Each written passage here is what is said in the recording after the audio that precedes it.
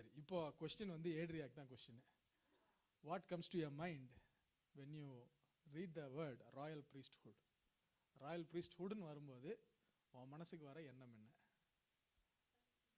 A king, okay. சரி, Aden.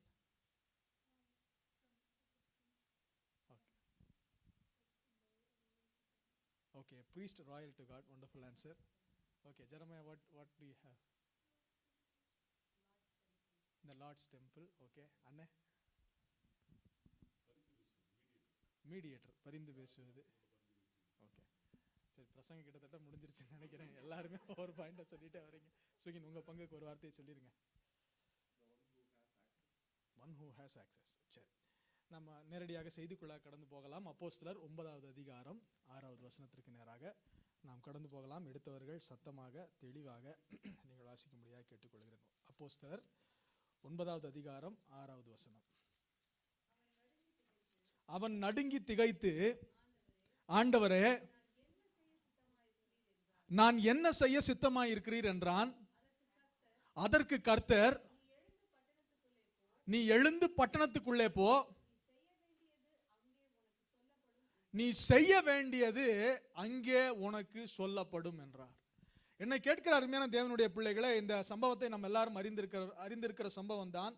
Saul என்பவன் இன்னும் கர்த்தருடைய சீஷரை பயமுறுத்தி கொலை செய்யும்படி சீறி பிரதான ஆசாரியர் இடத்திற்கு போய், அங்கிருந்து தமஸ்குக்கு போகிற வழியில குதிரையில பயங்கர சீறி பாய்ந்து அவன் போய்கொண்டிருக்கிற வேலை சடுதியில ஒரு ஒளி அவனை சந்திக்கிறது. ஒளி அவனை சந்தித்தவுடன் அவன் கேட்ட முதல் கேள்வி, அவன் நடுங்கி திகைத்து, ஆண்டவரே, நான் என்ன செய்ய சித்தமா இருக்கிறீர்? இந்த மாலை வேளையில நான் உங்களுக்கு சொல்லுகிறேன், எந்த மனிதனை கர்த்தர் பிடித்தாலும் அல்லது கர்த்தர் எந்த மனிதனை பிடித்தாலும் அவர்களுக்கு ஒரு நோக்கம் உண்டு, ஒரு திட்டம் உண்டு. திட்டம் இல்லாமல் தேவன் ஒரு மனிதனை தொடுவதில்லை. திட்டம் இல்லாமல் தேவன் ஒரு மனிதனை தம்மை தொட விடுவதும் இல்லை. எல்லாவற்றிலேயுமே ஒரு திட்டத்தையும் ஒரு தீர்மானத்தையும் ஆண்டவர் வைத்துதான் ஒரு மனிதனை கர்த்தர் சந்திக்கிறார்.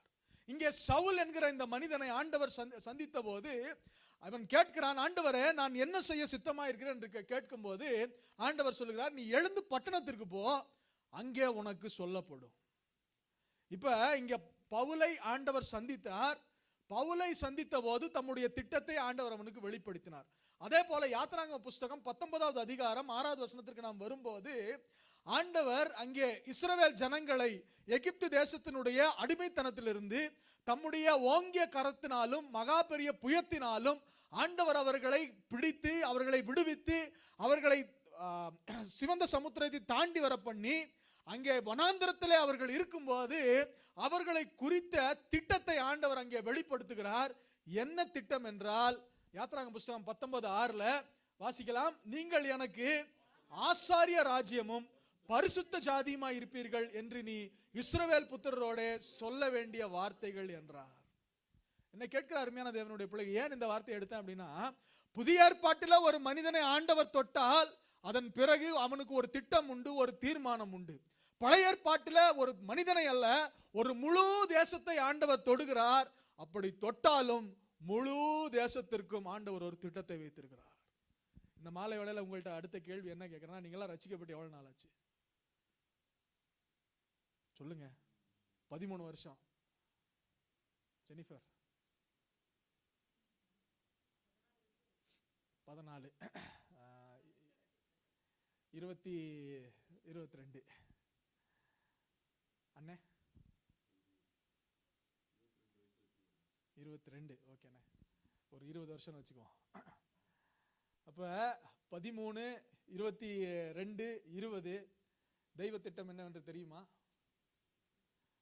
அவனுக்கு அப்போஸ்தலர் 9வது அதிகாரத்தில் 6வது வசனத்துல நடுங்கி உடனே அவன் கேட்ட முதல் வார்த்தை என்னன்னா, ஆண்டவரே, நான் என்ன செய்ய சித்தமா இருக்கிறீர்? இன்னைக்கு நம்முடைய வாழ்க்கையில தேவன் நமக்கு ஒரு திட்டம் வைத்திருக்கிறார். நமக்கு God has a plan and a purpose for our life. ஆனால் அநேக நேரங்களிலே நாம் தோற்று போகிறதுக்கு காரணம் என்னவென்றால், தெய்வ திட்டத்தை அறியாமல் நாம் அங்கே நினிவேக்கு போக வேண்டிய நாம் தர்ஷீசுக்கு ஓடி போகிறோம். அதனுடைய விளைவு கொஞ்ச நாள் ஆண்டவர் எங்க கொண்டு வைக்கிறாரு? மீன் வயிற்றுக்குள்ள வைக்கிறார் நம்முடைய வாழ்க்கையில. ஏன் சஞ்சலங்கள், ஏன் வருத்தங்கள், ஏன் நம்முடைய வாழ்க்கையில எதுவுமே நடக்காத மாதிரி இருக்குன்னா, தெய்வ திட்டத்தை அறிந்தும் ஒரு சில நேரத்துக்கு தரிசிச்சு போடுறோம். இன்னும் ஒரு சில நேரத்துல தெய்வ திட்டம் என்னன்னே தெரியாம தேவ பர்வதத்திற்கு பின்னாக ஆடுகளை மேய்த்து கொண்டிருக்கிறோம். இந்த மாலை வேளையில ஆண்டவர் நமக்கு ஒரு திட்டத்தை வைத்திருக்கிறார். 1 பேதுரு 2வது அதிகாரம் 9வது வசனத்தை வாசிக்கலாமே. 1 பேதுரு 2வது அதிகாரம் 9வது வசனத்தை வாசிக்கலாம். இது ரட்சிக்கப்படுகிற எல்லாருக்கும் ஆண்டவர் வைத்திருக்கிற ஒரு நோக்கம், ஒரு திட்டம். இது ஸ்பெசிபிக்கான நோக்கம், திட்டம் அல்ல. ஆனால் தேவனை தெரிந்து கொண்டு தேவனால் ரட்சிப்புக்குள்ளே நடத்தப்பட்ட ஒவ்வொரு மனிதனுக்கும் இருக்கிற ஒரு நோக்கத்தை ஆண்டவர் இங்கே வெளிப்படுத்துகிறார். அங்கே 1 பேதுரு 2:9 வாசிங்களேன். 2:9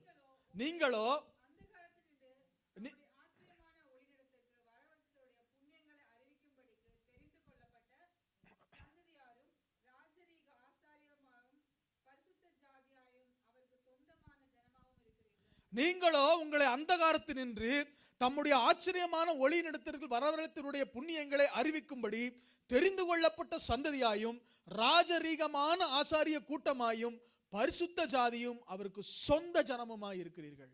அப்ப கர்த்தர் நம்மை குறித்த நோக்கம் என்னவென்றால், நாம் ராஜரீக கூட்டம், பரிசுத்த ஜாதி, சொந்த ஜனம்.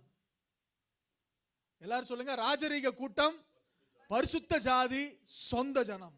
அதுல இன்னைக்கு ஒரே ஒரு பகுதியை மாத்திரம் பார்க்கலாம். கர்த்தருக்கு சித்தமானால் வருகின்ற நாட்களிலே அந்த பரிசுத்த ஜாதி, சொந்த ஜனம் அப்படிங்கிற காரியத்தை பின்னாடி நம்ம தியானிக்கலாம். ஆனால் இந்த மாலை வேளையில நம்ம தியானிப்பதற்காக எடுத்துக்கொண்ட அந்த தலைப்பு என்னவென்றால், ராஜரீக ஆசாரிய கூட்டம். அப்ப ராஜரீக ஆசாரிய கூட்டம் என்று சொல்லும் போது, இஸ்ரவேல் ஜனங்கள் பாலும் தேனும் ஓடுகிற தேசத்திற்கு அவர்கள் பிரயாணம் பண்ணி அவர்கள் போகும்போது ஆண்டவர் என்ன பண்ணார் அப்படின்னா, அவர்களை ராஜரீக கூட்டமாய் தெரிந்து கொண்ட பிறகு அவர்களை பரிசுத்தப்படுத்தி தனக்கென்று பரிசுத்தமான ஜாதியாய் அவர்களை மாற்றுகிறார். அப்படி பரிசுத்தப்படுத்தினது யாரை முதலில் ஆண்டவர் அங்கே எகிப்து தேசத்திலிருந்து வெளியே வந்ததுக்கு அப்புறம் பரிசுத்தப்படுத்தினார்னா, யாத்ராகமம் புஸ்தகம் 13வது அதிகாரம் 2வது வசனத்துல, இஸ்ரவேல் புத்திரருக்குள்ளே மனிதரிலும் மிருக ஜீவன்களிலும் கற்பந்திறந்து பிறக்கிற முதற்பேர் அனைத்தையும் எனக்கு பரிசுத்தப்படுத்து, அது என்னுடையது. அப்ப முதல்ல ஆண்டவர் யாரை பரிசுத்தப்படுத்தி இவைகள் எனக்கு வேண்டும் அப்படின்னு சொல்லி ஆசாரிய ஊழியத்திற்கு யாரை ஆண்டவர் தெரிந்து கொண்டார் என்றால், அங்கே கற்பந்திறந்து பிறக்கிற முதல் குழந்தைகள். இங்க யார் முதல் குழந்தைங்க? Sukin only, Adria first born, Jennifer first born, Jeremiah first born, நீங்க ஃபர்ஸ்ட் பார்ன். இப்ப நாங்க 4 பேர் தவிர எல்லாருமே ஃபர்ஸ்ட் பார்ன். அப்போ உங்களை தான் ஆண்டவர் என்ன பண்ணார் அப்படின்னா, அங்கே எகிப்து தேசத்திலிருந்து அவர்கள் விடுதலையாக்கப்பட்ட போது ஆண்டவர் தெரிந்தெடுத்தது யாரை என்றால், அங்கே ஃபர்ஸ்ட் பார்ன், முதல் பிறந்தவர்களை, முதற்பேர் அனைத்தையும் கர்த்தர் தெரிந்து கொண்டார்.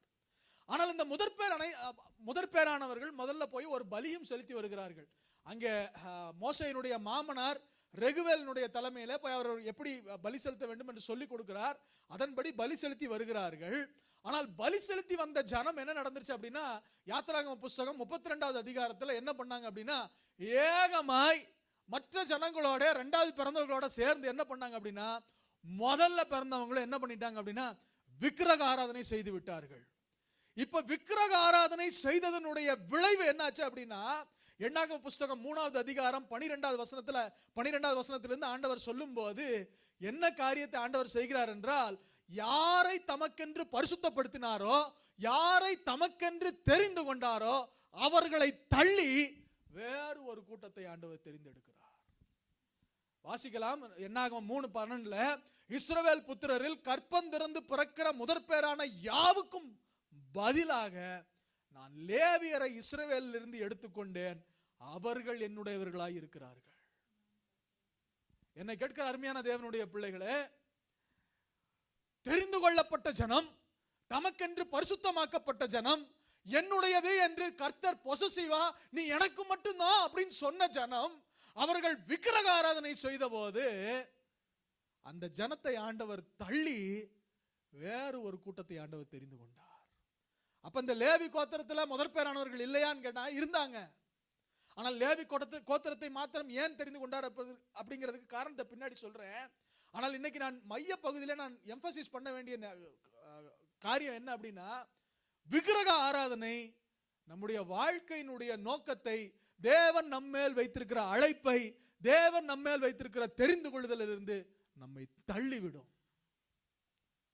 ஒருவேளை விக்கிரக ஆராதனை சொல்லும்போது நம்ம எல்லாம் என்ன யோசிப்போம் அப்படின்னா, when we say idolatry, what do you think, Adria? Do we indulge in idolatry? No. But I tell you, we indulge in idolatry. How? ஒரு சில வசனங்களை நம்ம வாசிக்கலாம். 1 சாமுவேல் 15வது அதிகாரம் 22வது வசனத்துல வாசிக்கும் போது, ரெண்டகம் பண்ணுதல் பில்லிசூனியத்திற்கும் முரட்டாட்டம் பண்ணுதல் அவபக்திக்கும் விக்கிரக ஆராதனைக்கும் சரியா இருக்கிறது. அப்ப நம்ம எல்லாம் ஒருவேளை ஒரு விக்கிரகத்துக்கு முன்னாடி கழுத்துல காதுல கையை வச்சுட்டு தோப்பு கரணம் போட மாட்டோம். ஆனா நமக்குள்ள இருக்கிற விக்கிரக ஆராதனை என்ன அப்படின்னா, முரட்டாட்டம் பண்ணுகிற ஒரு விக்கிரக ஆராதனை நமக்குள்ள இருக்கு. அப்ப முரட்டாட்டம்னா என்ன? எசேக்கியேல் 3:7 வாசிக்கும் போது, எனக்கே செவி கொடுக்க மாட்டோம் என்கிறார்களே, இஸ்ரவேல் வம்சத்தார் அனைவரும் கடினமான நெற்றியும் முரட்டாட்டம் உள்ள இருதயம் உள்ளவர்கள். அப்படின்னா விக்கிரக ஆராதனை எது அப்படின்னா, முரட்டாட்டம் பண்றது விக்கிரக ஆராதனை. அப்ப முரட்டாட்டம் பண்றது எது அப்படின்னா, கர்த்தருடைய வார்த்தைக்கு செவி கொடாமல் இருப்போம் என்றால் அது முரட்டாட்டம், அது விக்கிரக ஆராதனை. அப்ப நம்முடைய வாழ்க்கையில ஒருவேளை ஒரு விக்கிரகத்தை உண்டாக்கி அல்லது ஒரு பொருளையோ ஒரு மனிதரையோ இல்ல ஒரு நேரத்தையோ அதற்கு செலவு பண்றது மாத்திரம் ஒரு விக்கிரக ஆராதனை அல்ல. மாறாக நம்முடைய வாழ்க்கையில தேவனுடைய சத்தத்தை கேட்காமல் இருந்தால், தேவனுடைய சத்தத்திற்கு செவி கொடுக்காமல் இருந்தால் அது விக்கிரக ஆராதனை. இந்த வேதத்தை நம்ம வாசிக்காட்டி என்ன செய்யறோம்? நம்ம என்ன செய்யறோம் சொல்லுங்க? நம்ம விக்கிரக ஆராதனை செய்யறோம். இங்க சவுல்கிட்ட போய் தான் ஆண்டவர் இந்த வார்த்தையை சொல்றாரு. அவன் போய் ஒரு பெருசா அங்க போய் அவன் ஒரு விக்கிரகத்தை உண்டாக்கி, தோப்பு விக்கிரகங்களை உண்டாக்கி, அங்க காரியங்கள்லாம் அங்க ஒரு பாகாலினுடைய சிலையை உண்டாக்கி அவன் வணங்கல.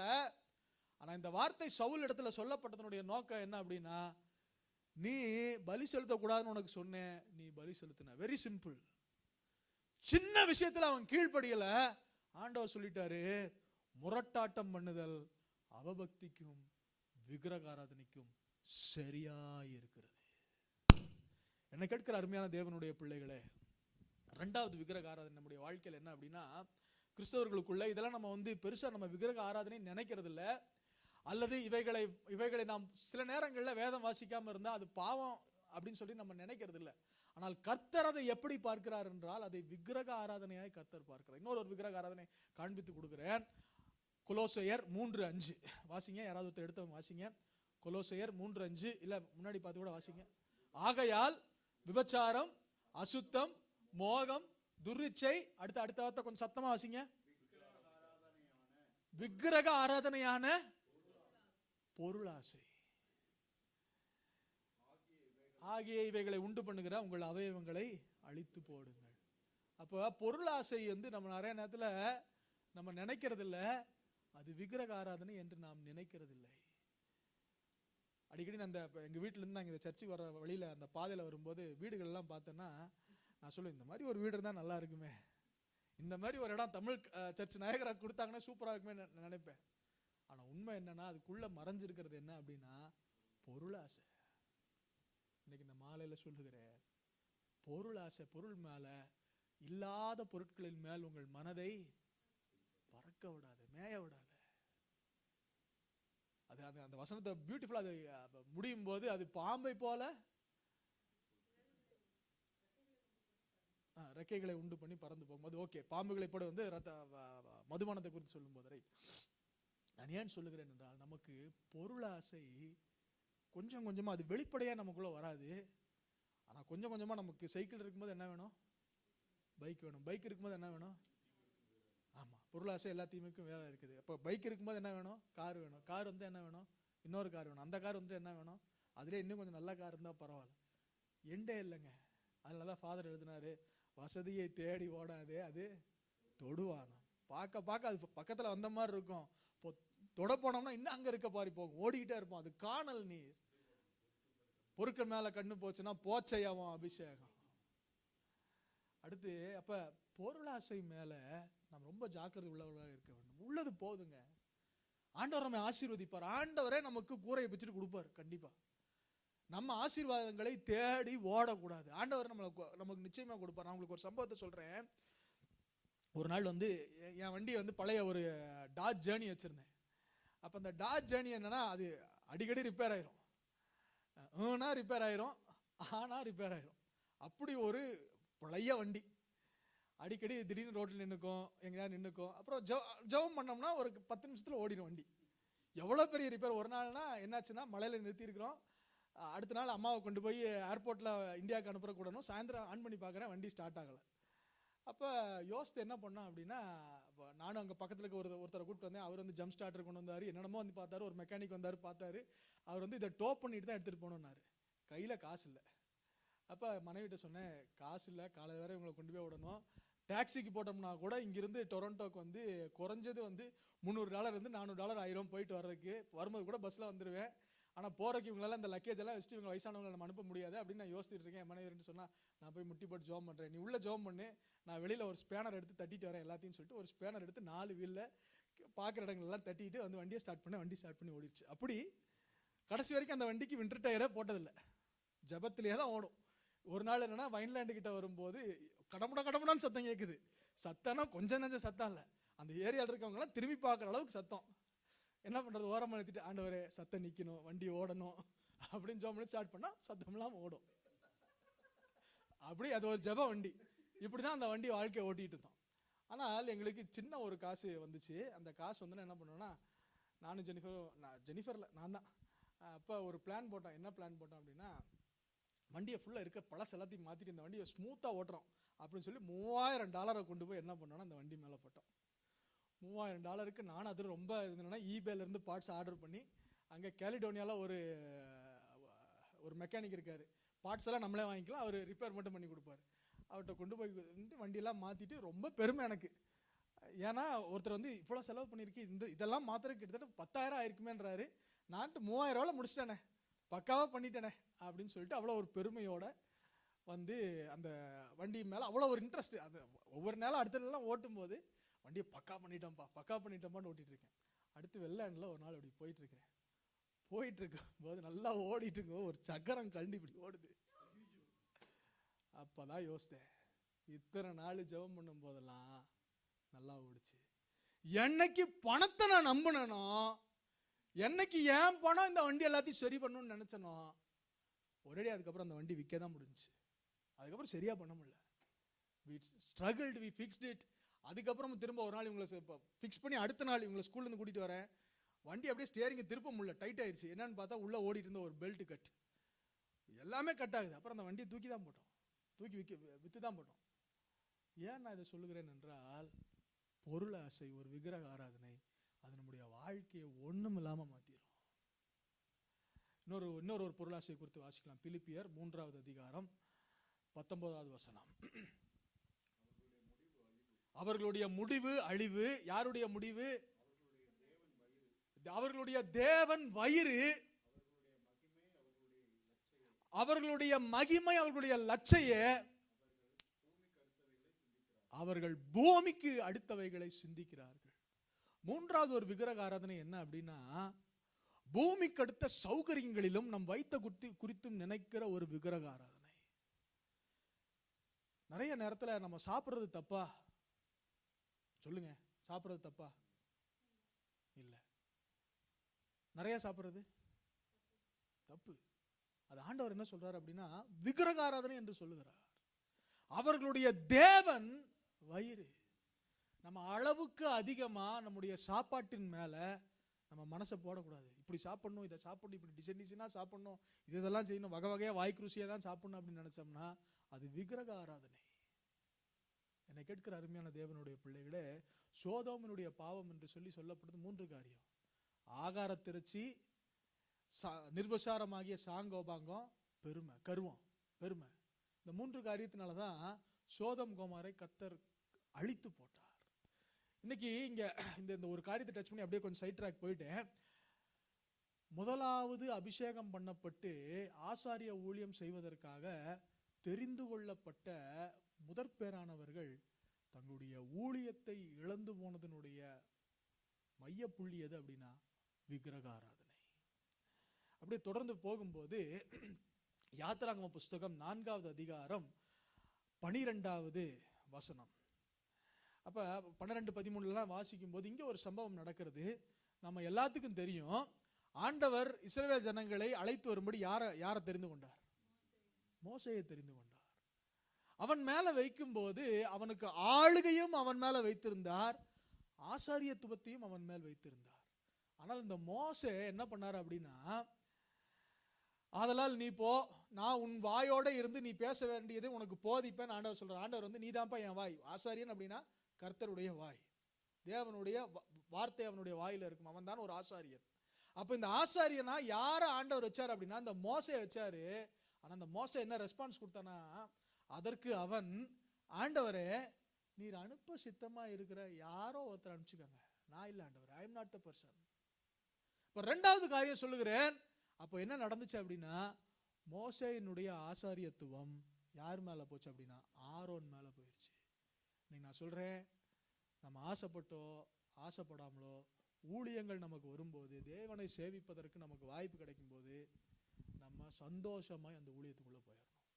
எல்லாரும் என்ன நினைப்பாங்க, எதுக்கு எப்படி நினைப்பாங்க அப்படின்லாம் யோசிக்காம அந்த ஊழியத்துக்குள்ள போயிடணும்.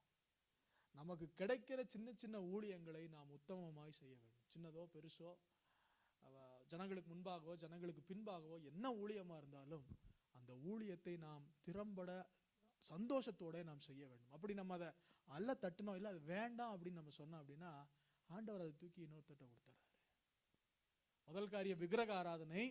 2வது காரியம் அழைப்பை அசட்டை பண்ணும் போது, அழைப்பை தள்ளும் போது ஆண்டவர் என்ன பண்றாரு அப்படின்னா அந்த ஊழியத்தை வேறொருவர் மேல போடுகிறார். யாத்திராகம புஸ்தகம் 7வது அதிகாரம் 1வது வசனத்துல கர்த்தர் மோசேயை நோக்கி, பார், நான் உன்னை பார்வோனுக்கு தேவனாக்கினேன், உன் சகோதரனாகிய ஆரோன் உன் தீர்க்கதரிசியா இருப்பான். அப்படின்னா ஆரோனை தூக்கி மோசேக்கு மேல நீ பார்வோனுக்கு தேவன் தான்ப்பா, ஆனா உனக்கு தீர்க்கதரிசி ஆரோன் தான்ப்பா, ஆரோனுடைய மேலதான் நான் அபிஷேகத்தை வச்சிருக்கிறேன்னு சொல்லி he went to that. ஒரு ஆளுகையை மாத்திரம் தான் மோசே வச்சிருந்தாரு.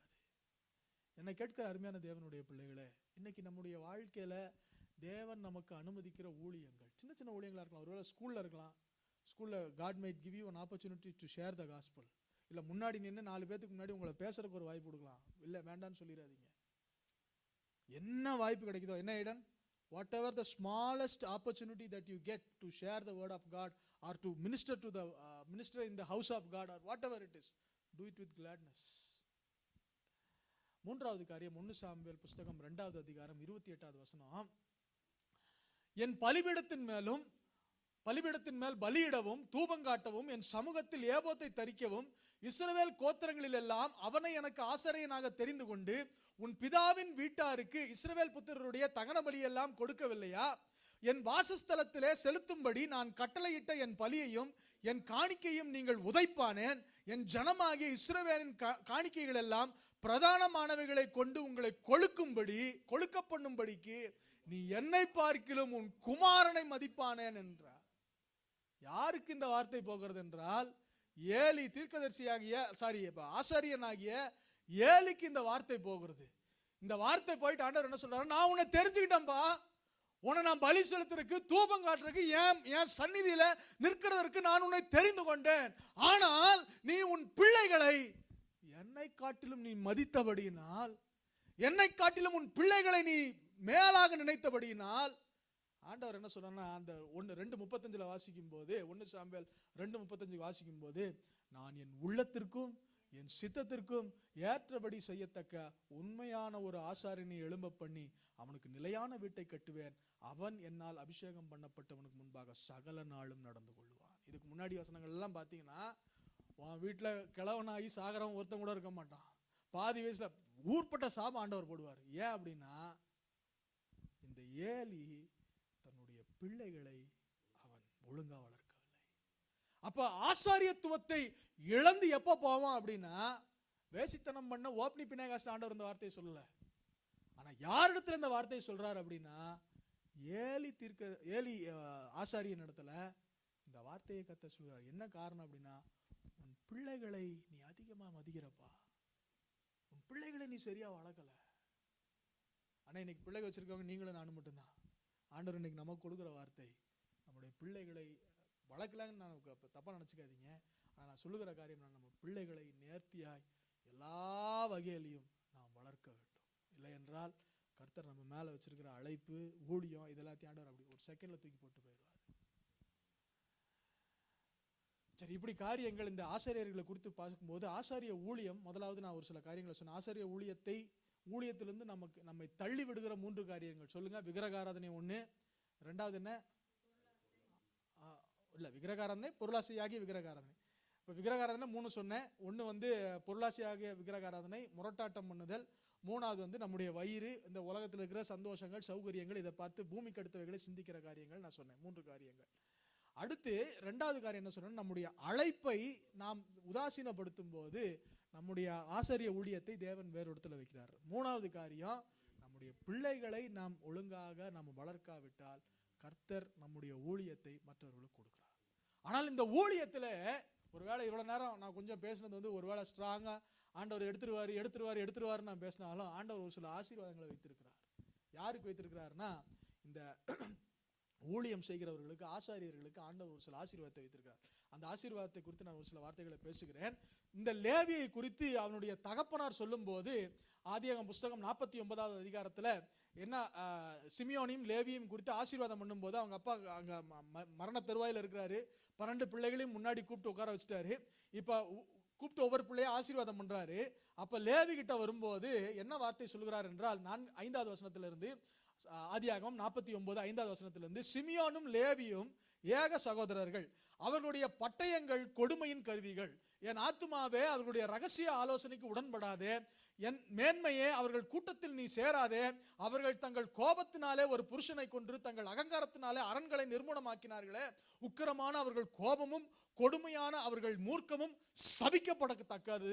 யாக்கோபிலே அவர்களை பிரியவும் இஸ்ரவேலிலே அவர்களை சிதறவும் பண்ணுவேன். அப்ப அவன் ரொம்ப கோபக்காரங்க. அதனுடைய நிமித்தம் அவங்க அப்பா அவங்களுக்கு கொடுத்த ஆசீர்வாதமே என்னன்னா, ஒரு சாபம் தான். ஆசீர்வாதம் கொடுக்கல, அவங்கள நல்லா இருப்பாங்க அப்படின்னு அவங்களை சொல்லலை. என்ன அவங்க சொன்னார் அப்படின்னா, அவர்களை பிரியவும் அவர்களை சிதறவும் பண்ணுவேன். ஆனா என்னைக்கு இவங்க இந்த ஆசாரிய ஊழியத்தை ஏத்துக்கிட்டாங்களோ, அவங்க அப்பா கொடுத்த சாபத்தையே ஆண்டவர் என்ன பண்றாருன்னா, உபாகமம் 18:2 அவர்கள் சகோதரருக்குள்ளே அவர்களுக்கு சுதந்திரம் இல்லை, கர்த்தர் அவர்களுக்கு சொல்லியபடியே அவரே அவர் சுதந்திரம். என்ன கேட்கிற அருமையான தேவனுடைய பிள்ளைகளே, ஆசாரியத்துவத்தில் என்ன ஆசீர்வாதம் அப்படின்னா, முதல் ஆசீர்வாதம், நம்முடைய சாபங்களை கர்த்தர் ஆசீர்வாதமாய் மாற்றுகிறார். எந்த சாபத்துல எந்த கோபம் நம்மள அங்க மோசமானவங்கன்னு மாத்துச்சோ, அதே கோபம் தாங்க இந்த லேவியர்களை என்னவா மாத்துச்சுன்னா, கர்த்தருக்கு பிரியமானவர்களா மாத்துச்சு. அவர்களுக்கு எந்த சாபம் அவர்களை சுதந்திரமே இல்லைன்னு சொன்னாங்களோ, ஆண்டவர் யூட்டிலைஸ் பண்ணார். ஆமாப்பா, உனக்கு சுதந்திரம் இல்லப்பா, ஆனா கர்த்தர் உனக்கு சுதந்திரம். இந்த மாலை வேளையில சொல்லுகிறேன், எத்தனை பேர் ஆயத்தமா இருக்கிறீங்க? எனக்கு கர்த்தர் தான் சுதந்திரம்னு சொல்றவங்க மாத்திரம் கையை உயர்த்தி ஒரு அல்லேலூயா சொல்லுங்களேன். அப்ப கர்த்தர் தான் சுதந்திரம்னா, இருக்கிற சுதந்திரத்துல என்ன பண்ணும்? வித்துட்டு கர்த்தருக்கு கொடுத்துடணும். அதுக்கு எத்தனை பேர் ஆயத்தம்? அவங்களும் ஒரு அல்லேலூயா சொல்லுங்களேன். அல்லேலூயா. கர்த்தர் செய்வார். உங்கள் வார்த்தை கர்த்தர் கவனித்திருக்கிறார், அதன்படி செய்வார். ஆமென். கர்த்தர் நமக்கு சுதந்திரம். முதல் ஆசீர்வாதம் என்ன அப்படின்னா, நம்முடைய சாபத்தை கர்த்தர் என்னவா மாற்றுறாரு? ஆசீர்வாதமாய் மாற்றுகிறார். அடுத்து பூமிக்குரிய ஆசீர்வாதத்தை, ஒரு சில ஆசீர்வாதத்தை அல்ல, 2வது ஆசீர்வாதம் என்ன ஆசீர்வாதம்னா, கர்த்தர் லீடர்ஷிப்பை கொடுக்குறார். என்ன கொடுக்குறாருன்னா, ஒரு தலைமைத்துவத்தை மனிதர்கள் மத்தியிலே நாம் முக்கியமானவர்களாக கர்த்தர் நம்மை மாற்றுகிறார். உபாகமம் 21வது அதிகாரம் 5வது வசனத்துல வாசிக்கும் போது, உன் தேவனாகிய கர்த்தர் தமக்கு ஆராதனை செய்யவும் கர்த்தருடைய நாமத்திலே ஆசீர்வதிக்கவும் லேவியின் குமாரராகிய ஆசாரியரை தெரிந்து கொண்டபடியால் அவர்களும் அத்தருணத்திலே வந்திருக்க வேண்டும். அவர்கள் வாக்கின்படியே சகல வழக்கும் சகல காய் சேதமும் தீர்க்கப்பட வேண்டும். அப்படின்னா இந்த அதிகாரத்தில் ஆண்டவர் முன்னாடி மேல என்ன பேசிட்டு வர்றாரு அப்படின்னா, பிரச்சனைகள் வந்தா எப்படி இதை தீர்க்கிறது, எப்படி இந்த காரியங்கள் எல்லாம் இது பண்றது அப்படின்னா, அதுக்கு ஆண்டவர் என்ன சொல்றாருன்னா, எல்லாம் தீர்க்கலாம், எல்லாரும் சேர்ந்து இருக்கணும். ஆனா முக்கியமா யார் இருக்கணும்? தெரிந்து கொள்ளப்பட்ட ஆசாரியன் இருக்கணும்.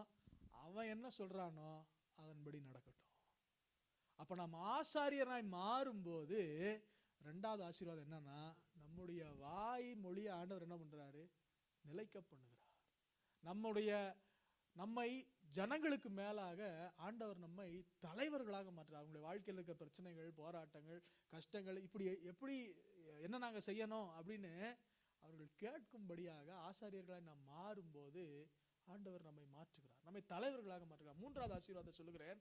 உபாகமம் 18வது அதிகாரம் 3வது வசனத்துல பூமிக்குரிய ஆசீர்வாதம் எப்படி ஆண்டவர் கொடுக்கிறாருன்னு பாருங்க. ஜனத்தினிடத்தில் பெற்றுக்கொள்ள வேண்டிய ஆசாரியருக்குரிய வரத்தாவது, அதாவது ஆசாரியர் போய் வாங்கணுங்கள் இல்ல, என்ன வார்த்தை பயன்படுத்தப்படுகிறது?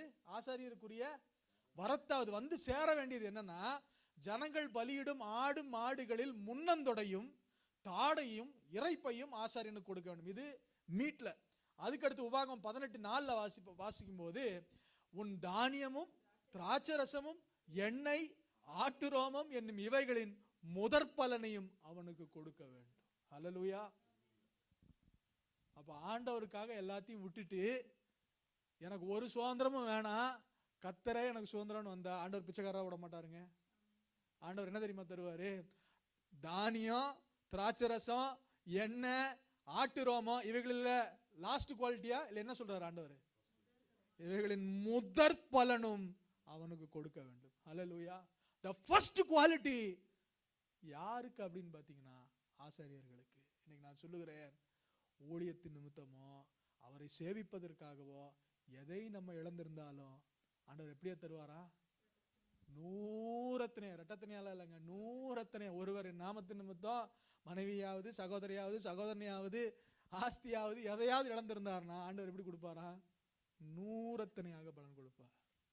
அப்ப இன்னைக்கு ஒருவேளை நீங்க இழந்து போனது ஏதாச்சும் இருக்குமானா கையை உயர்த்தி ஆண்டவர் சொல்லுங்க, ஆண்டவரே நூறத்தனையா கிடைக்க போகுது. ஆமென். நூறத்தனையா நிச்சயமா திரும்ப. ஒரு சில நேரத்துக்கு மனிதர்கள் வந்து நம்ம ஊழியான்னு இல்லை ஆசாரியத்துவம்னு வந்துட்டோம்னா ஆண்டவர் நம்மளை ஏச்சும் பேச்சுமா பேச வைப்பாங்க. சிலர் பேசுவாங்க, பொழைக்க தெரியாது. என் ஃப்ரெண்டு ஒருத்தர் இருக்கார், ஸ்கார்பரால் இருக்காரு. அவர் சொன்னாரு, யோ நீ என்ன பொழைக்க தெரியாதவன் அப்படின்னாரு. நான் இன்னும் அடிக்கடி அந்த வார்த்தையை நான் யோசிப்பேன். நான் பொழைக்க தெரியாதவன் தான், கர்த்தர் என்னை பிழைக்க பண்ணுவார். சும்மா பிழைக்க பண்ண மாட்டாரு, நூறத்தனையாக என்னை பிழைக்க பண்ணுவார். நான் ஏன் இதெல்லாம் சொல்றேன் அப்படின்னா, நமக்கு ஆசாரியர்களாய் நாம் மாறும்போது கர்த்தர் நமக்கு ஆசீர்வாதத்தை வைத்திருக்கிறார். ஆனால் ஆசாரியர்களுக்கு என்று ஒரு சில தகுதி உண்டு. கர்த்தர் நம்மை ஆசாரியர்களாக தெரிந்து கொண்டார். தெரிந்து கொள்ளப்பட்ட ஆசாரியத்துவத்தை இழந்து போக வேண்டாம் என்று ஒரு எச்சரிப்பின் வார்த்தையை கொடுத்தாரு. அதுக்கடுத்து ஒரு சில ஆசீர்வாதங்களை ஆண்டவர் கொடுத்தாரு. மூன்றாவது காரியம், நமக்கு ஒரு தகுதி இருக்கு, ஒரு சில குவாலிட்டிஸ் நம்மகிட்ட இருக்கணும். ஆசாரியத்துவம் ஆனதுக்கு அப்புறம் நம்ம அப்படியே இருக்கிற மாதிரியே நம்ம இருந்துட்டு போயிட முடியாது. we have to have certain qualities in our life. என்னென்ன குவாலிட்டின்னு வாசிக்கும் போது மல்கியா 2வது அதிகாரம் 4வது வசனத்திலிருந்து 7வது வசனத்து வரைக்கும் யாராவது ஒருத்தர் வாசிங்களா? மல்கியா 2வது அதிகாரம் 4வது வசனத்திலிருந்து 7வது வசனத்து வரைக்கும் வாசிங்களேன்.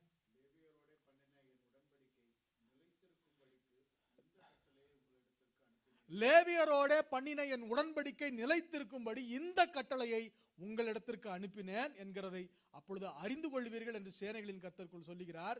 என்ன அப்படின்னா, அவனோட பண்ணின என் உடன்படிக்கை ஜீவனும் சமாதானமுமாய் இருந்தது. அவன் எனக்கு பயப்படும் பயத்தோட இருக்க வேண்டும் என்று இவைகளை அவனுக்கு கட்டளையிட்டேன். அப்படியே அவன் என் நாமத்திற்கு பயந்தும் இருந்தான். இப்ப இங்கிருந்து ஆரம்பிக்குது என்னென்ன குவாலிட்டி அப்படின்னா, என்ன அவன் வாயில் இருந்தது? சத்திய வேதம் அவன் வாயில் இருந்தது. அவன் உதடுகளில் அநியாயம் காணப்படவில்லை. அவன் என்னோட சமாதானமும் யதார்த்தமுமாய் சஞ்சரித்து அநேகரை அக்கிரமத்தில் என்று திருப்பினான். அவனுடைய உதடுகள் அறிவை காக்க வேண்டும், வேதத்தை அவன் வாயிலே தேடுவார்களே, அவன் சேனைகளுடைய கர்த்தரின் தூதன். என்னை கேட்கிற அருமையான தேவனுடைய பிள்ளைகளே, ஒரு ஆசாரியனுடைய முதல் தகுதி என்னவென்றால் அவனுடைய வாயில என்ன இருக்கணுமா? வேதம் இருக்க வேண்டும். இன்னைக்கு நம்முடைய வாய்கள்ல என்ன இருக்குங்க?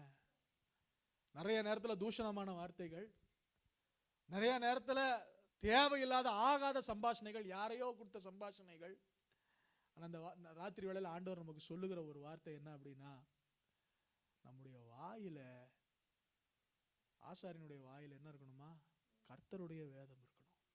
ஆதியாகமம் புஸ்தகம் 22வது அதிகாரம் 6வது வசனத்துல வாசிக்கும் போது, ஆபிரகாம் தகன பலிக்கு கட்டைகளை எடுத்து தன் குமாரனாகிய ஈசாக்கின் மேல் வைத்து தன் கையில நெருப்பையும் கத்தியையும் எடுத்துக்கொண்டான். இருவரும் கூடி போனார்கள். அப்ப பலி செலுத்த வேண்டிய ஒரு ஆசாரியனுடைய கரங்களில இருக்க வேண்டியது கட்ட பையன் சுமக்கலாம். ஆனா நெருப்பும் கத்தியும் யார் சுமக்கணும் அப்படின்னா, பலி செலுத்த போகிற ஆசாரியன் சுமக்க வேண்டியது என்னன்னா, இந்த கத்தி அவன் சுமந்துதான் ஆக வேண்டும். இந்த இருபுறம் உள்ள கருக்குள்ள பட்டயத்தை அவன் சுமந்துதான் ஆக வேண்டும். இந்த இருபுறம் கருக்குள்ள பட்டயத்தை நம்ம சுமக்காம இங்க நம்ம ஸ்தோத்திரம் அல்லேலூயா ஆமென் கர்த்தர் நல்லவர் நம்ம பெரிய ஊழியங்கள் எல்லாம் நாம் செய்தாலும் பிரயோஜனம் இல்லை. இன்னும் ஆபிரகாம் குறித்து அந்த வசனத்துல வாசிக்கும் 22:10 பின்பு ஆபிரகாம் தன் குமாரனை வெட்டும்படிக்கு தன் கையை நீட்டி கத்தியை எடுத்தார். இன்னைக்கு நீங்க ஆசாரியர்களா இருக்க வேண்டும் என்று நீங்கள் ஆசைப்பட்டீர்கள் என்றால் உங்களுடைய வாழ்க்கையில் இருக்க வேண்டிய முதல் தகுதி you should know to carry the sword of God. தேவனுடைய பட்டயத்தை சுமக்கிறவர்களாக நாம் மாறி போக வேண்டும். இன்னைக்கு கிறிஸ்தவ உலகத்தில் இருக்கிற பெரிய சாபம் என்னவென்றால் பட்டயத்தை பிடிக்க தெரியாத ஊழியக்காரர்கள் எழுப்பி விட்டார்கள். வசனத்தை பிடிக்க தெரியாத பரிசுத்தவான்கள் என்ற போர்வையில சிலர் எழும்பி விட்டார்கள். ஆனால் பவுல் சொல்லுகிறான், நான் ஆகாயத்திலே சிலம்பம் பண்ண மாட்டேன். I will not wage my sword in the air. நான் கத்தி எடுத்தனா வெற்ற இடத்துல அது வெட்டி தான் தீரும். கத்தியை பிடிக்க பழக்கப்பட்ட ஆசாரியர்கள். லேவியரை குறித்து ஆண்டவர் சொல்லும் போது அங்கே ஏன் அவர்களை லேவியராக ஆண்டவர் லேவியர்களை தனக்கென்று அந்த முதற்பேரானவர்களுக்கு பதிலாக ஆண்டவர் ஏன் தெரிந்து கொண்டார் அப்படின்னா, அங்க ஜனங்கள் எல்லாரும் கன்றுக்குட்டியை உண்டாக்கி அங்க விக்கிரக ஆராதனை செய்து கொண்டிருக்கிறார்கள். மோசே மேல இருந்து வராரு, பயங்கர கோபமாகி 2 கற்பலகையை போட்டு உடைச்சிட்டு அந்த கண்ணுக்குட்டியை அரைச்சு தூளாக்கி தண்ணியில கலந்து எல்லாத்தையும் குடிக்க கொடுத்துட்டு கர்த்தரின் பட்சத்தில் நிற்கிறவர்கள் யார் என்று சொன்ன போது அன்றைக்கு 3000 லேவியர்கள் மாத்திரம் அந்த மலையின் மேல் ஏறினார்கள். உடனே அவங்க கரங்கள் ஆண்டவர் என்ன தெரியுமா கொடுத்தார்? மோசே என்ன கொடுத்தாருன்னா அந்த வசனத்துல வாசிக்கலாம் 32-37 மோசே கொடுத்த காரியம், அவன் அவர்களை நோக்கி உங்கள் ஒவ்வொருவனும் தன் பட்டயத்தை தன் அறையிலே கட்டிக்கொண்டு பாளையம் எங்கும் உள்ளும் புறமும் வாசலுக்கு வாசல் போய் ஒவ்வொருவனும் தன் சகோதரனையும் ஒவ்வொருவனும் தன் சிநேகிதனையும் ஒவ்வொருவனும் தன் அயலானையும் கொன்று போட கடவன் என்று இஸ்ரவேலின் தேவனாகிய கர்த்தர் சொல்லுகிறார் என்றார். இந்த மாலை வேளையில சொல்லுகிறேன், நீங்கள் கர்த்தரின் பட்சத்தில் நிற்கிறவர்களா இருந்தால் இந்த இருபுறம் கருக்குள்ள பட்டயம் உங்கள் கரங்களிலே இருக்க வேண்டும். சில நேரங்களில் நமக்கு ஆகாத இந்த வசனம் சொல்லுகிறவர்களை நாம் வெட்டி போட வேண்டும். சில நேரங்களில் பிணைகாசை போல ஈட்டியை தூக்கினவர்களாய் அங்கே தேசத்தில் வாதை அடங்கும்படிக்கு வேசித்தனம் பண்ணுகிறவர்களை ஒரே குத்தாக குத்தித்தான் போட வேண்டும். இது பட்டயம், இது பட்டயம். எபிரேயர் 4வது அதிகாரம் 12வது வசனத்தில் சொல்லும் போது தேவனுடைய வார்த்தையானது ஜீவனும் வல்லமையும் உள்ளதாயும் இருபுறம் கருக்குள்ள எந்த பட்டயத்திலும் கருக்கானதாயும் ஆத்துமாவையும் ஆவியையும் கணுக்களையும் ஊனையும் பிரிக்கத்தக்கதாக உருவ குத்துகிறதாயும் இருதயத்தின் நினைவுகளையும் யோசனைகளையும் வகையறுக்கிறதாயும் இருக்கிறது. இந்த மாலை வேளையில எல்லாரும் கரங்களை வைத்து உங்க பைபிளை தூக்கி, ஆண்டவரே இந்த பட்டயம் என் கையில இருக்கட்டும் ஆண்டவரே. ஒரு நாள் என் வாழ்க்கையில இருந்து இந்த பட்டயம் மட்டும் விலகிடக்கூடாது.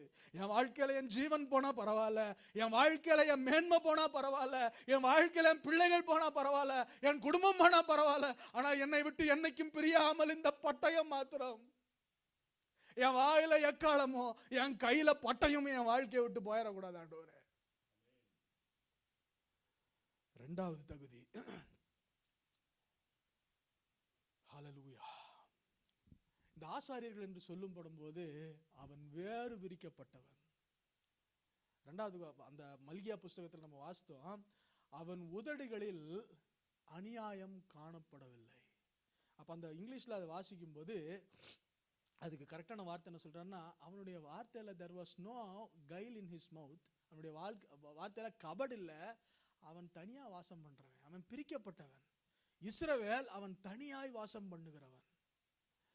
எப்படி என்னெல்லாம் அவங்க கிரைட்டீரியா இருந்துச்சு அப்படின்னு பாத்தீங்கன்னா, ஒரு சில வசனங்களை உங்களுக்கு வாசித்து காமிக்கிறேன். ஒரு லேவியனா மாறினதுக்கு அப்புறம் எதுல இருந்தெல்லாம் நம்ம லேவியன் தள்ளி இருக்கணும், எவ்வளவு கண்டிஷன் ஆண்டவர் போட்டு வச்சிருந்தாருன்னா, தன் சகோதரருக்குள்ளே பிரதான ஆசாரியனாக தன் சிரசில் அபிஷேக தைலம் பார்க்கப்பட்டவனும் அவனுக்குரிய வஸ்திரங்களை தற்கும்படி பிரதிஷ்டை பண்ணப்பட்டவனுமாய் இருக்கிறவன் எவனோ அவன் தன் பாகை எடுக்கக்கூடாது, தன் தலையில் இருக்க தொப்பி எடுக்கக்கூடாது, தன் வஸ்திரங்களை கிழித்து கொள்ளக்கூடாது.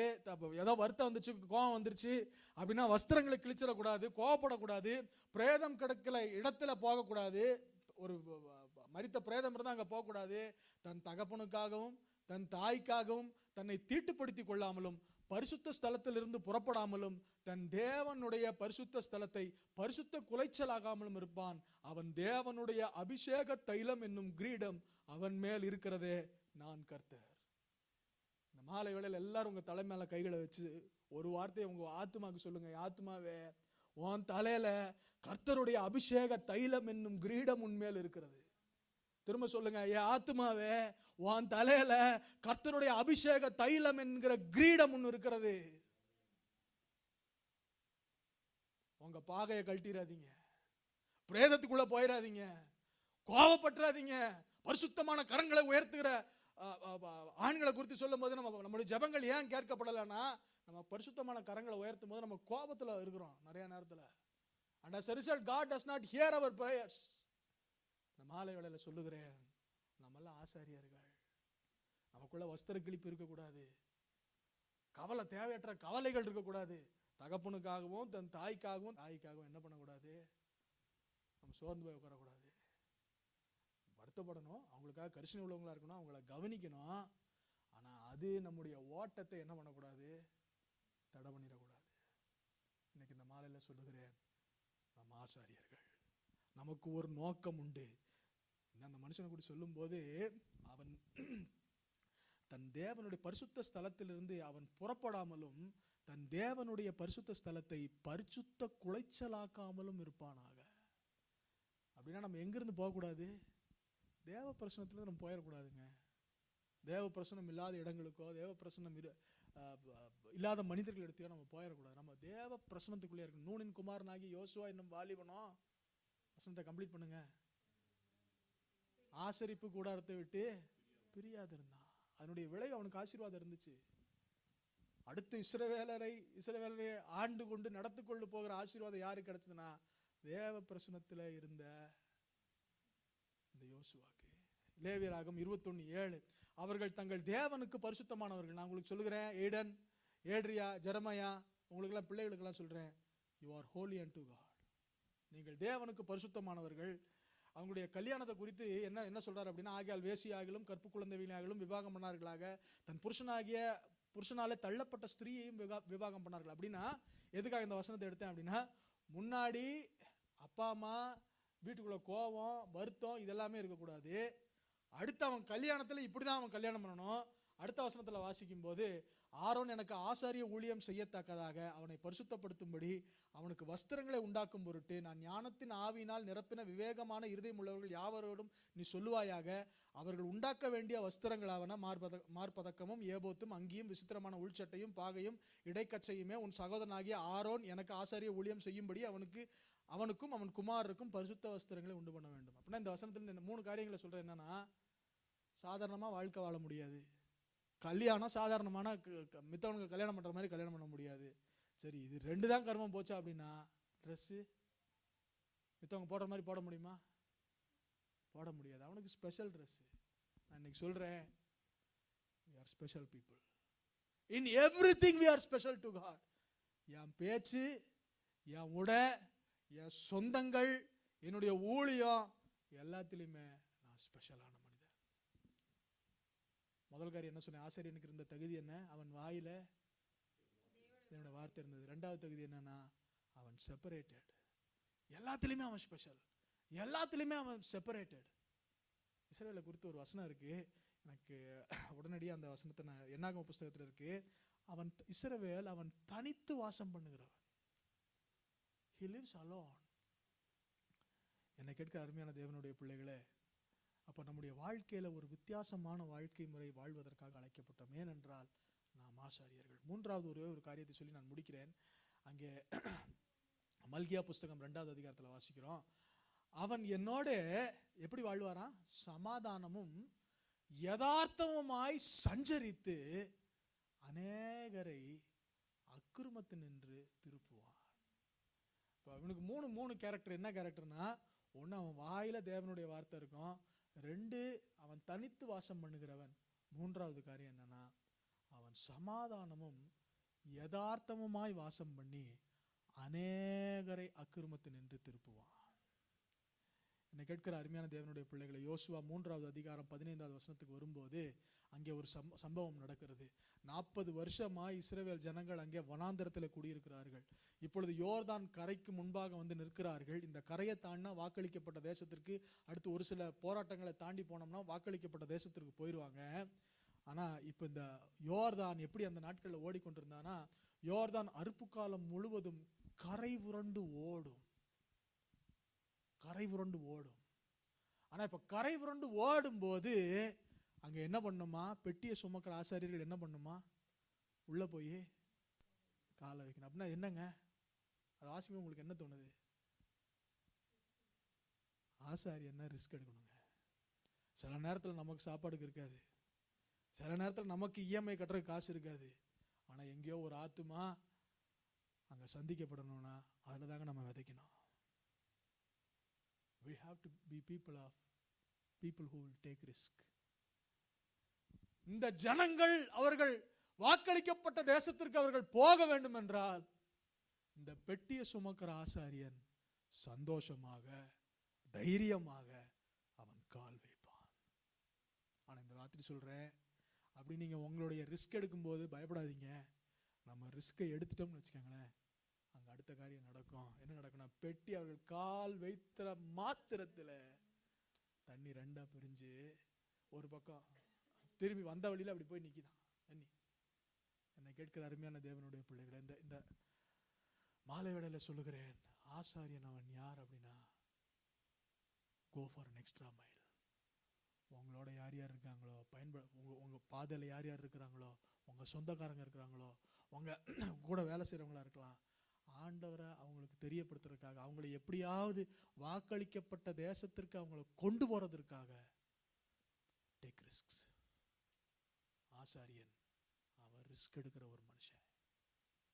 அது மாத்திரம் இல்லைங்க, 3வது அதிகாரம் 17வது வசனத்துல வாசிக்கும் போது, சகல ஜனங்களும் யோர்தானை கடந்து தீரும் அளவும் கர்த்தருடைய உடன்படிக்கையை பெட்டியை சுமக்கிற ஆசாரியர்கள் யோர்தான் நடுவில தண்ணீர் இல்லாத தடையில காலூன்றி நிற்கும் போது இஸ்ரவேல் எல்லாரும் தண்ணீரற்ற உலர்ந்த தரை வழியாக கடந்து போனாங்க. ஆசாரிய ஊழியம் அப்படின்னு வந்துட்டோம்னா கூட நிக்கிறான் பாருங்க, இவன்லாம் கடந்து போயிடுவாங்க, இவன்லாம் அக்கறைக்கு போயிடுவான். நம்ம எங்க தெரியுமா நிக்கணும், பெட்டியை சுமந்துட்டு பேசாம நின்றுட்டு இருக்கணும். யோசித்து பாருங்க, எத்தனை பேர் இருந்தாங்க? புருஷர்கள் மாத்திரம் 6 லட்சம் பேர். அங்க அந்த காலத்துலலாம் ஒருத்தனுக்கு ஒரு மனைவிலாம் கிடையாது, பல மனைவிகள். அப்ப நம்ம யாக்கோபெல்லாம் எடுத்துட்டா 4 பேர். அப்ப 6 into 4 போட்டா அதே 24 lakhs. 24 lakhs plus 6 lakhs 30 lakhs. ஒருத்தனுக்கு குறைஞ்சது 10 பிள்ளைங்க. யோசித்து பாருங்க, இத்தனை ஜனமும் கிராஸ் பண்ணி போற வரைக்கும் அந்த ஒருவேளை அந்த டிஸ்டன்ஸ் பாத்தீங்கன்னா 50 feet அறிஞர்கள் சொல்றாங்க. எனக்கு அது உண்மையான 50 அடினா இது 50 அடி இருக்குமே, இல்ல இதோட கொஞ்சம் தூரம் இருக்கும், கூட இருக்கும். இந்த 50 அடிய 40 லட்சம் பேர் தாண்டி போற வரைக்கும் என்ன பண்ணிட்டு இருந்தாங்க? பிடிச்சுக்கிட்டு இப்படியே நின்றுட்டு. யோசிங்க, இருக்கிறதே கஷ்டம் என்ன தெரியுங்களா? சும்மா அப்படி பிடிச்சிட்டு நிக்கிறது இருக்கிறதே கஷ்டம். சில நேரங்கள்ல கர்த்தர் என்ன தெரியுமா நம்மளை பண்ணுவாரு? சும்மா நில்லுப்பா சுகின், சும்மா நில்லுங்க, பெட்டியை சுமந்துட்டு சும்மா நில்லுங்க. நம்ம கூட இருக்கவனா கடந்து போயிடுவான். கூட இருக்கவனுக்கெல்லாம் வாழ்க்கையில் ஆசீர்வாதம் அப்படி கொட்டுன்னு கொளிச்சுட்டு போயிட்டு இருக்கோம். நம்ம எங்க தெரியுமா நிக்கணும்? பெட்டியை சுமந்துட்டு நிக்கணும். ஆனா வருத்தப்படாதீங்க, 17வது அதிகாரம், அதே 4வது அதிகாரம் 17 18 யோசுவா 4வது அதிகாரத்துல 17 18 வாசிக்கும் போது, யோசுவா யோர்தானிலிருந்து கரையேறி வாருங்கள் என்று ஆசாரியர்களுக்கு கட்டளையிட்டான். அப்பொழுது கர்த்தருடைய உடன்படிக்கை பெட்டியை சுமக்கிற ஆசாரியர்கள் யோர்தான் நதியிலிருந்து ஏறி அவர்கள் உள்ளங்கால்கள் கரையில் ஊன்றின போது யோர்தானின் தண்ணீர்கள் தங்களிடத்தில் திரும்பி முன்போல் அதன் கரையரங்கும் புரண்டது. நம்ம கால் வச்சாலும் ஆசீர்வாதம், நம்ம நின்னாலும் ஆசீர்வாதம், நம்ம கரையேறினாலும் ஆசீர்வாதம். ஆனா இதுல ஒரு பெரிய ஒரு காரியம் இருக்கு, சத்தியம் இருக்கு. என்ன அப்படின்னா, இவன் கால் வச்சதும், இவன் நின்னதும், இவன் கரையேறினதும் அவனுக்காக இல்ல, இங்க பின்னாடி கடந்து போகிற அந்த 40 லட்சம் ஜனங்களுக்காக. ஒரு ஆசாரியன் யார்? ஜனங்களுக்காக பெட்டியை சுமந்து நிற்கிறவன். மாலையில தேவ சமூகத்தில் எல்லாரும் எழும்பி நிற்கலாம். இன்னைக்கு நம்ம எல்லாம் தமிழ் பைபிள் கையில வச்சிருக்கிறோம். இதுக்கு ஒரு நாள் ஒரு ஆசாரியன் தரங்கம்பாடி கடற்கரையில வந்து நின்று ஒரு நாள் ஃபுல்லா வெயில நிக்க வச்சாங்க. அவரை நாள் ஃபுல்லா ஒரு இங்கிலீஷ் மேனை நம்ம கடற்கரையில நிக்க வச்சு அவரை கஷ்டப்படுத்துறாங்க. பெருசா நினைக்கல. மொழி தெரியாம வந்து மொழி படிச்சு இன்னைக்கு இந்த பைபிளை நமக்காக டிரான்ஸ்லேட் பண்ணி கொடுத்த ஜீகன் பால் தாம் பிள்ளைய தான் கையாலேயே அடக்கம் பண்ணின வில்லியம் கேரி தான் தொப்பிய கழட்டி சுவிசேஷம் போகட்டும் அப்படின்னு சொல்லி தான் தொப்பிய கழட்டி பிச்சை எடுத்து கூழ் வாங்கி குடிச்ச ராக்லாண்ட்,